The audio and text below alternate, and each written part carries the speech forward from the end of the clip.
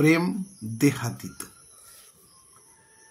প্রেমের দেহাতীত স্বরূপটি আমরা একটু চেষ্টা করলেই প্রত্যক্ষ করতে পারি। কামকে ছেড়ে প্রেমের বিস্তার ও প্রসার তো আমরা বহু ক্ষেত্রে বাস্তবে প্রত্যক্ষ করতে পারি।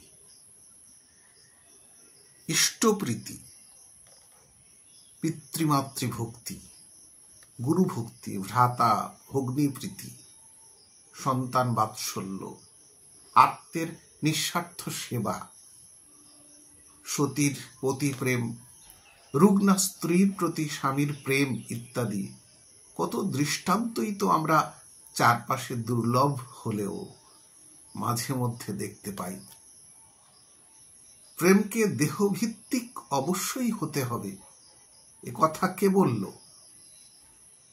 আর বললে আমরা বিশ্বাস করি বা কি করে? আমাদের অনুভূতি ভিন্ন, আমাদের প্রত্যক্ষ অভিজ্ঞতা অনেক সময় ভিন্ন। দেহকে অর্থাৎ কামকে আশ্রয় করে কোনো কোনো ক্ষেত্রে প্রেমের যাত্রা শুরু হতে পারে, তার বিচরণ সম্ভব হতে পারে, কিন্তু তাই বলে প্রেমের সঙ্গে কামের কখনোই অবিচ্ছেদ্য সম্বন্ধ বিদ্যমান নয়। প্রেম স্বয়ংভর দিব্য একটি রস, তা মৃন্ময় কোনো কিছুরই অপেক্ষা করে না। অগ্নি তো সর্বদাই বিশুদ্ধ, অঙ্গার তার সাময়িক কারণ বা সহচর, কিন্তু অগ্নি তো অঙ্গার নিরপেক্ষ হয়ে বিশ্বভুবনে নানা রূপে নিরন্তর বিরাজ করছেন। মনের দিক দিয়ে কামাতীত প্রেমের সাধনা তো আমাদের অনেককেই করতে হয় এবং আমরা অনেকেই তাতে সাফল্য লাভ করি। সেটি যদি বাস্তব ও সম্ভব হয়, তবে দেহের দিক দিয়ে ব্রহ্মচর্য সম্ভব হবে না কেন? দেহ মাত্রই অসংযম ও বীর্যক্ষয়ের আধার, এরকম ভাবনাকে প্রশ্রয় দিতেই হবে এর মানে নেই।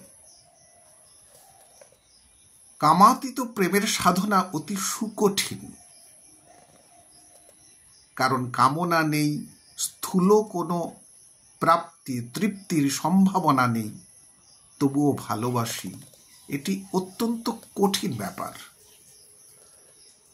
কোথায় কখন কাম, কামনা, কলুষতা আমাদের অজ্ঞাতসারে এসে পড়ে তা টের পাই না। তাই অতন্ত্র প্রহরায় সজাগ থাকতে হয়। সেখানে পরিশেষে যেভাবে সাফল্য আসে, দেহের ভিতরে ব্রহ্মচর্যের সাফল্য তেমন ভাবেই নেমে আসে।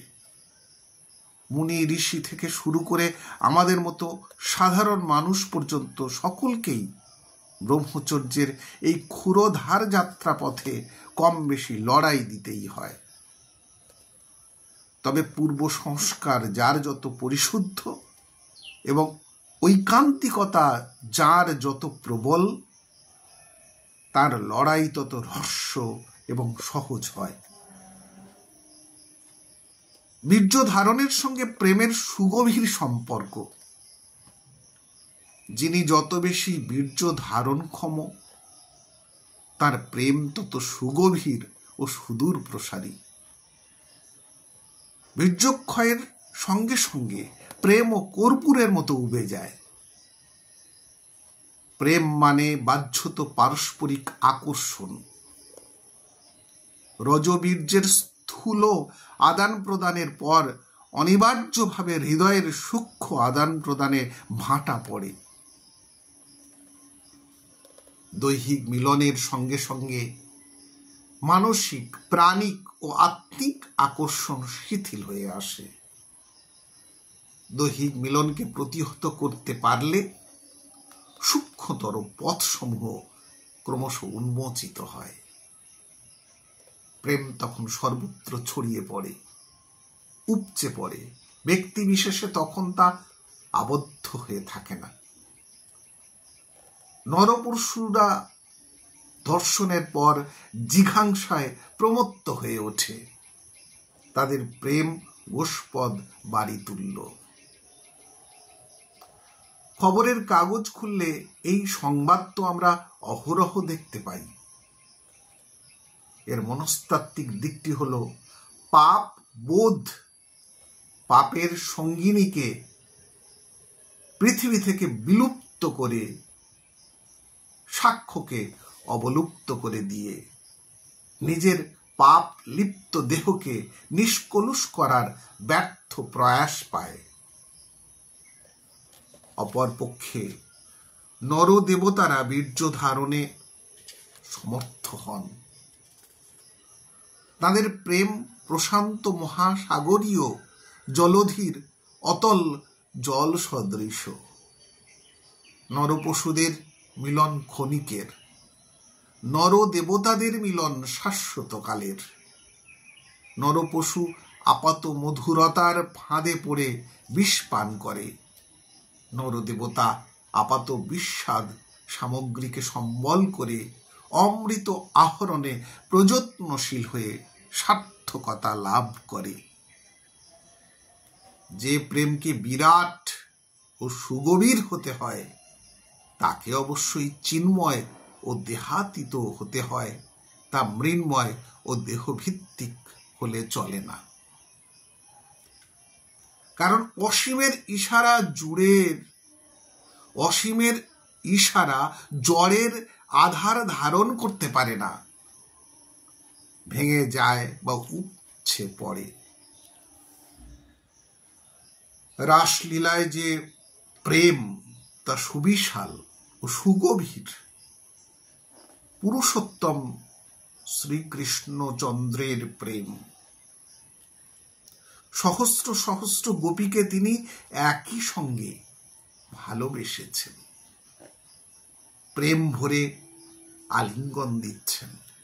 সকলের সাথে এত নিবিড় গভীর সম্পর্ক, প্রত্যেকেই মনে করছেন তাকেই বুঝি পুরুষোত্তম সবচেয়ে বেশি ভালোবাসেন।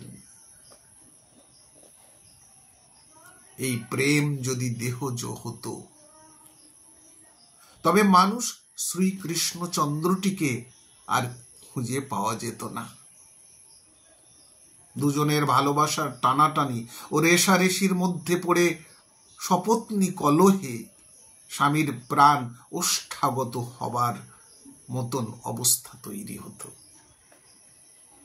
সকলের নিকট থেকে তিনি দৈহিক সমদূরত্ব বজায় রেখেছিলেন বলেই সকলকে তিনি সমানভাবে দিব্য প্রেম দিতে সমর্থ হয়েছিলেন। দেহাতীত প্রেমই যথার্থ অমৃতের স্বাদ নিয়ে আসে এই মর্ত পৃথিবীতে। পাঠ করলাম প্রেম দেহাতীত, ব্রহ্মচর্য বিজ্ঞান, গীতা প্রেস থেকে প্রকাশিত।